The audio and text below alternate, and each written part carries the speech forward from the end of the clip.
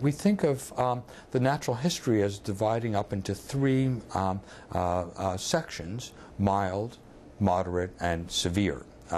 There is not a straight line progression through those conditions. In the milder phases of the condition, we think that changes can be quite insidious and quite subtle, and can really progress over a very lengthy period of time. One can think of a compensatory mechanism where other parts of the brain are able to compensate for parts of the brain that aren't functioning as well as they ought to.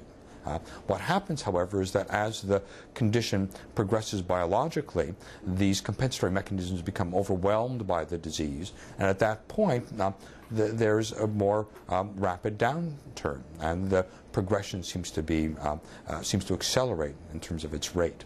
At that point, when one drifts from the mild into the moderate stages of the condition, the folks who are suffering from these diseases tend to require more support, more help. They're not as independent on a day-to-day basis in terms of performing activities of daily living, such as bathing, toileting, eating, dressing, mobility, that kind of thing.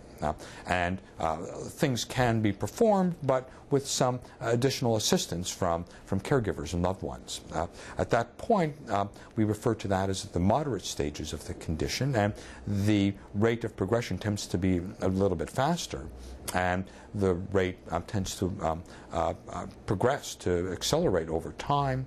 And we think of the severe stages of the condition involving the patient being totally dependent on others for performing these activities of daily living.